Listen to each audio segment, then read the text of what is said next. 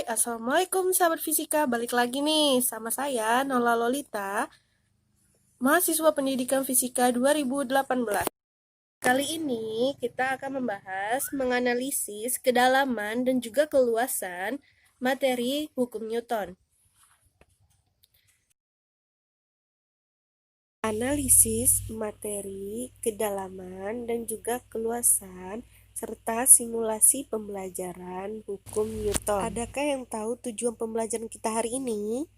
Ya, benar sekali. Tujuan pembelajaran kita hari ini, mahasiswa mampu mendeskripsikan kedalaman, keluasan, urutan penyajian, dan contoh penerapannya, serta melakukan simulasi kegiatan pembelajaran menerapkan hukum Newton dalam kehidupan sehari-hari.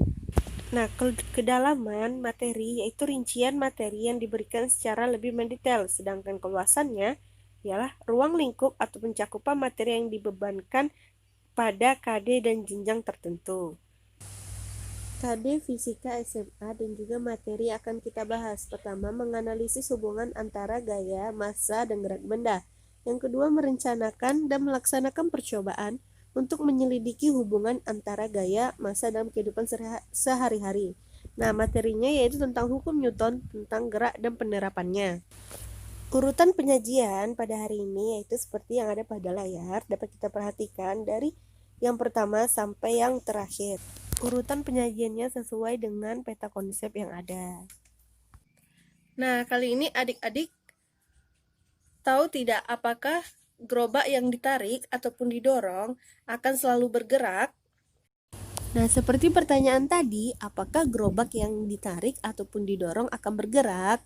Nah, jawabannya, ketika kita menarik ataupun mendorong gerobak, kita memberikan gaya kepada suatu benda, di mana yang menyebabkan benda tersebut akan bergerak. Nah, di sini satuan gaya ialah Newton, di mana dalam satuan internasionalnya ialah 1 Newton sama dengan 1 kg meter per sekon kuadrat. Nah, di sini gaya rumusnya sama dengan M dikali A, di mana gaya sama dengan massa dikali percepatan. Selanjutnya resultan gaya. Nah, di sini resultan gaya ialah keseluruhan gaya yang bekerja pada sebuah benda dalam sebuah sistem. Gaya yang kita berikan kepada benda. Ada resultan gaya searah, di mana gaya yang kita berikan yaitu searah atau sama.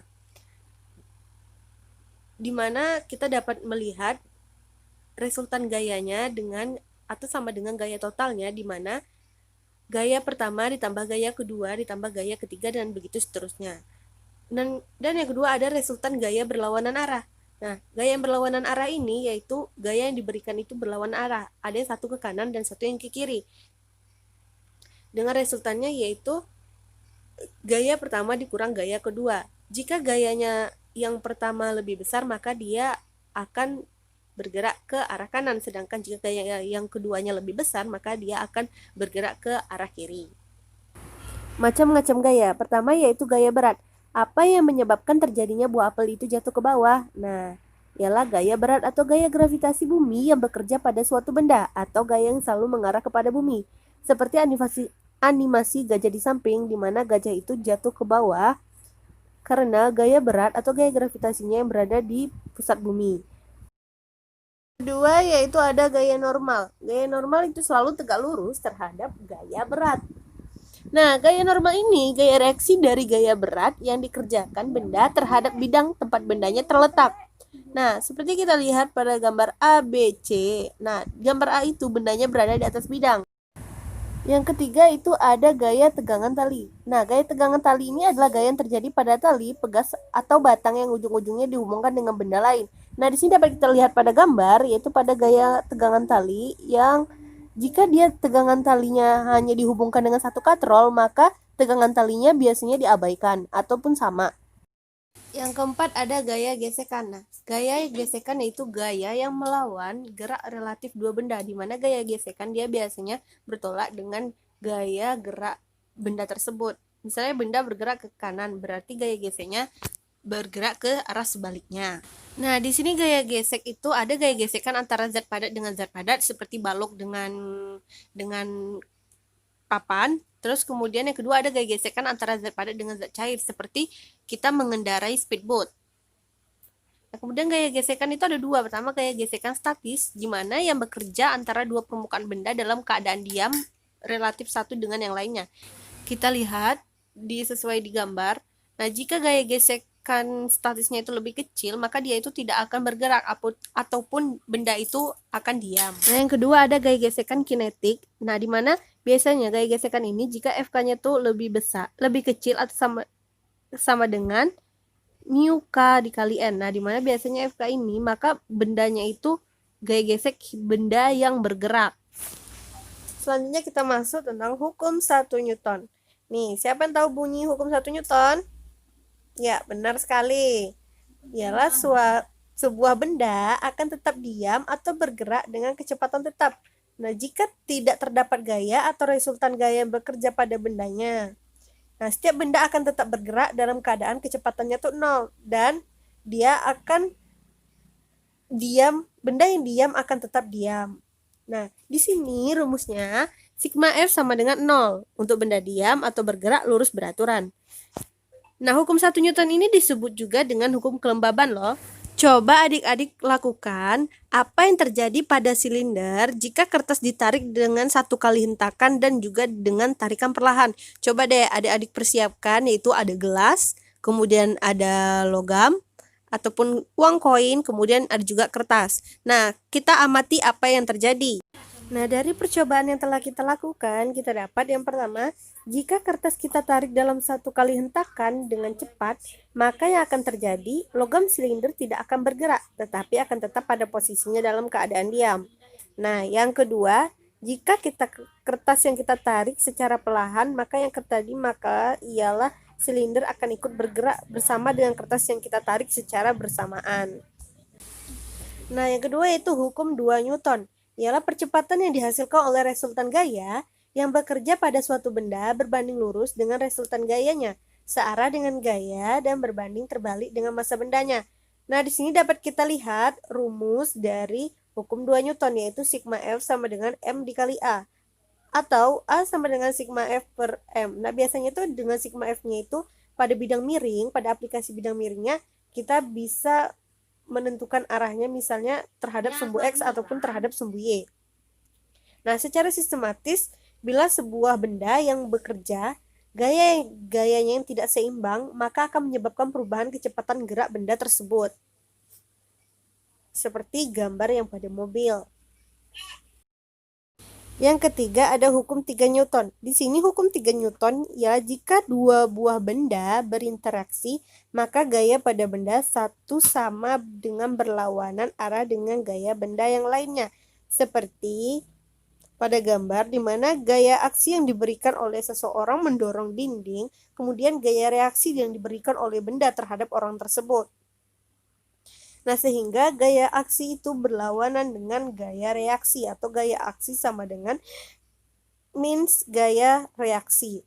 Seperti balok yang ditekan ke bawah dan memberikan gaya reaksinya ke atas yang berlawanan arah. Selanjutnya ada aplikasi hukum Newton dalam kehidupan sehari-hari. Yuk kita simak.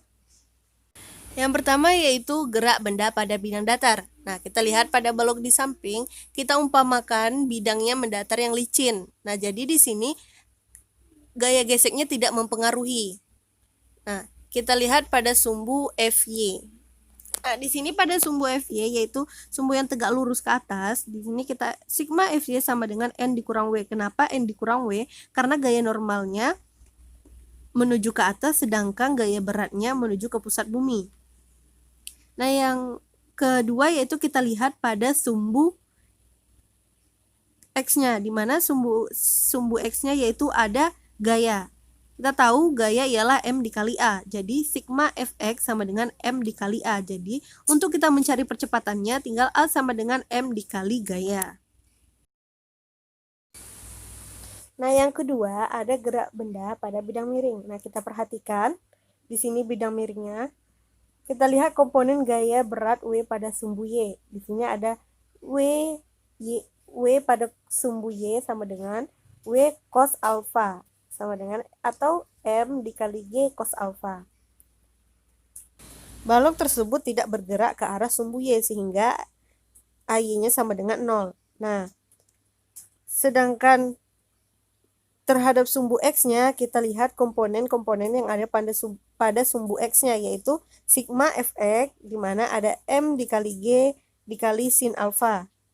Sehingga besar percepatannya yaitu M dikali alfa, sehingga M kali G sin A sama dengan M dikali alfa, sehingga A sama dengan G sin alfa.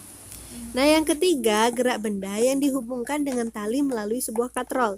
Di sini adik-adik dapat lihat, kita umpamakan massa benda B itu lebih berat daripada massa benda A. Nah, di sini kita mesti mencari terlebih dahulu untuk tegangan talinya. Yang pertama, kita harus mencari resultan gaya yang bekerja pada balok A. Kemudian kita mesti mencari resultan yang bekerja pada balok B. Setelah kita dapatkan resultan yang bekerja pada balok A dan balok B, kita gabungkan sehingga kita mendapatkan A dari kedua balok. Nah, sehingga kita bisa mendapatkan tegangan tali pada kedua balok. T sama dengan berat A dikurang massa A dikali percepatan. Atau sama dengan massa A dikali gravitasi dikurang massa A dikali percepatan. Atau bisa kita buat dengan massa A dikali gravitasi dikurang percepatan. Mudah bukan materi kita hari ini?